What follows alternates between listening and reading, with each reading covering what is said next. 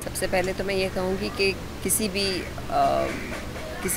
के लिए, ख़ास तौर पे महिलाओं के लिए मलाला एक इंस्पिरेशन रही है एजुकेशन को लेकर, वो जिसमें बिलीव करती हैं उसको लेकर।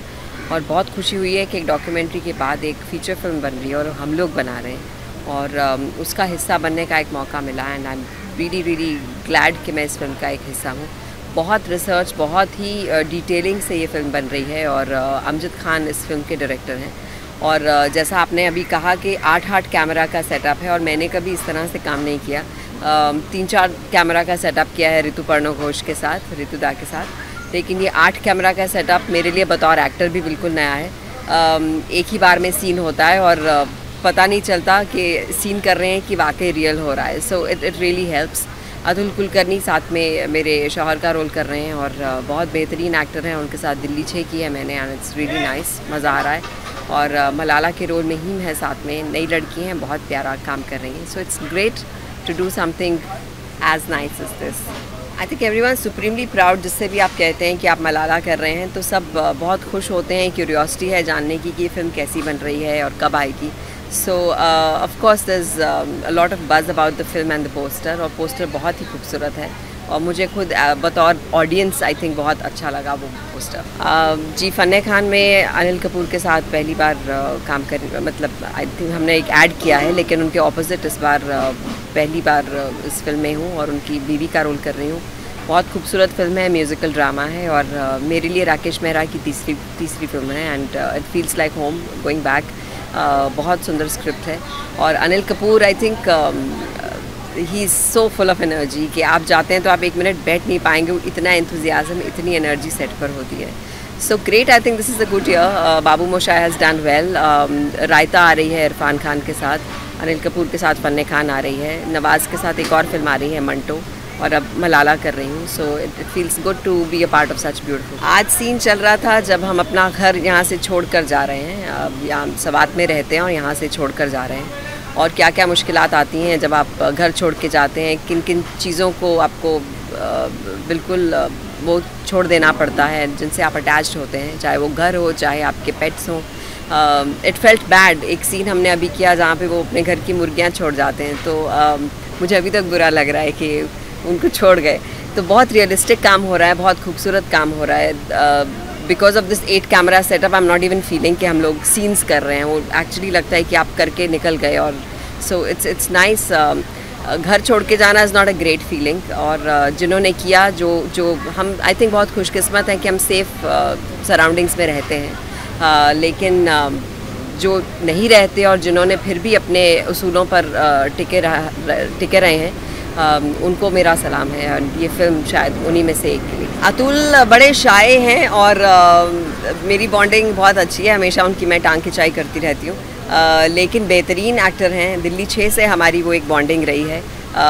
बहुत परफेक्शनिस्ट हैं, I would say. Her scene को ना सिर्फ अपना रोल बेहतरीन करते हैं, बल्कि ये भी देखते हैं कि आसपास की चीज़ें सब सही हो रही हैं कि नहीं। So it's great to have such an actor on the set with you.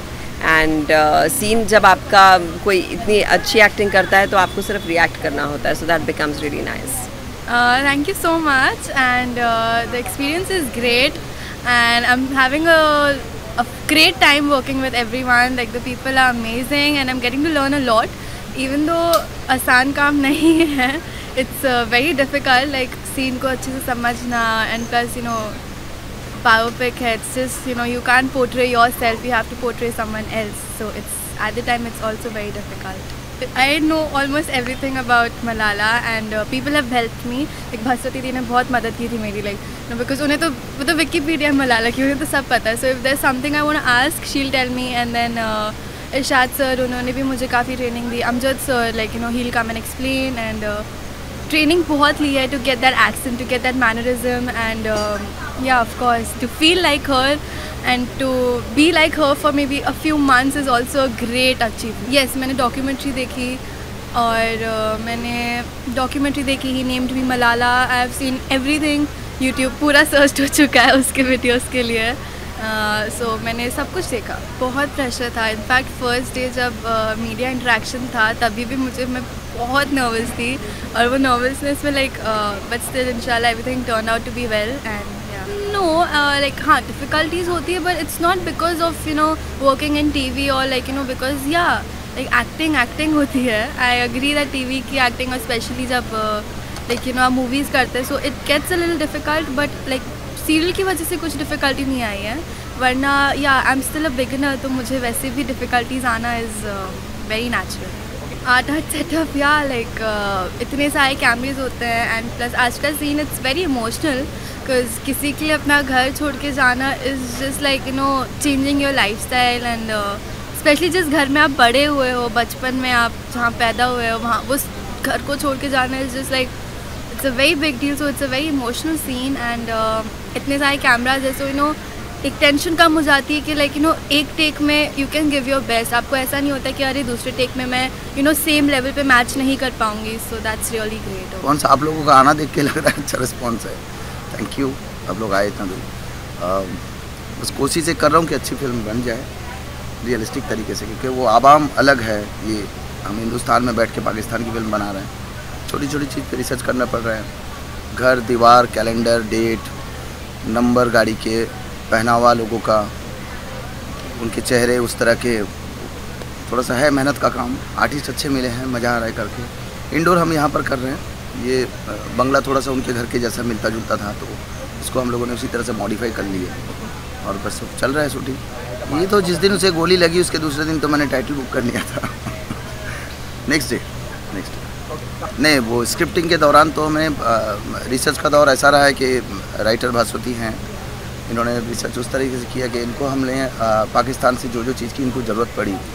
इम्तियाज़ गुल साहब हैं हमारे फिल्म में, वो एक बड़ा किरदार उनका है, वो राइटर के साथ कंसल्टेंट हैं, उनसे हम लोगों ने सारा जितना इन्फॉर्मेशन लेना था वो लेते रहे। वहाँ के आम लोगों से बात किए, मतलब नॉर्थ साउथ वजीरिस्तान से लेके फाटा इलाका पूरा हमने कवर किया है, लोगों से बात करके, डेली अपडेट ले लेके। 2.5 साल लग गए थे स्क्रिप्ट लिखने में, और फिर अब वो सामने आ गया, तैयारी हो गई। अच्छा, ये तो हमने 2013 में कास्ट किया था, इनको सोच लिया था कि कर लेंगे, फिर वो बच्ची नहीं मिल रही थी। पहले तो एक बच्ची को हमने कास्ट किया बांग्लादेश की, फिर वहाँ पर कुछ और हो गए प्रॉब्लम्स, फंडामेंटलिस्ट लोग थे वहाँ पर से, फिर मना हो गया कि वो नहीं करेंगी करके। ढाका से बच्ची थी, फिर ढूंढता रहा, लग गए साल से ज़्यादा, फिर ये मिली रीम, अच्छी किरदार कर लेगी मुझे ऐसा लगा, क्योंकि चेहरा रिजम्बल था। और फिर हमने इसका ट्रेनिंग रखा, एक सेशन रखा पूरा। पहले तो एक्टिंग का मेथड के बारे में इसको समझाया गया, फिर हम स्क्रिप्ट पे बैठे, 6 महीना रहा उसका वो लंबा जर्नी।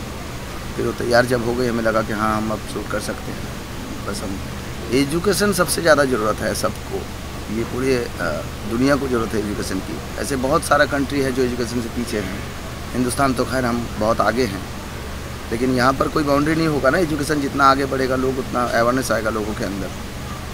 मेन मकसद एजुकेशन को आगे लेके आना है। 100% होगी पाकिस्तान में, पूरी दुनिया में होगी, हर जगह में होगी। हम पाकिस्तान में इसका प्रीमियर करेंगे, हम लंदन में करेंगे, मलाला को दिखाएंगे फिल्म, फिर हम हिंदुस्तान में भी करेंगे, सब जगह होगा। बायोपिक है, बोलना चाहिए कि that was so tough but it was fun, क्योंकि क्या होता है एक राइटर के लिए जब अब दूसरे किसी को पोर्ट्रे करते हो, दूसरा कंट्री, और दूसरा कंट्री जब पोर्ट्रे करते हो, आप दूसरा किसी को पोर्ट्रेट करते हो, वहाँ के लोग बिल्कुल अलग हैं, मुस्लिम हैं बट उनके जितने भी एक्टिविटीज़ है उनके मैनरिज्म से बिल्कुल अलग है।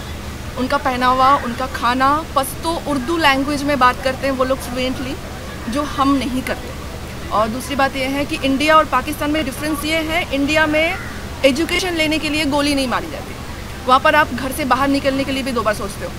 तो दैट वाज सबको पता है कि क्या है क्या नहीं है, लेकिन इस दुख भरी कहानी के पीछे भी एक बहुत लंबा स्टोरी है, तो वो उसको पोर्ट्रे करना that was a fun and I enjoyed it.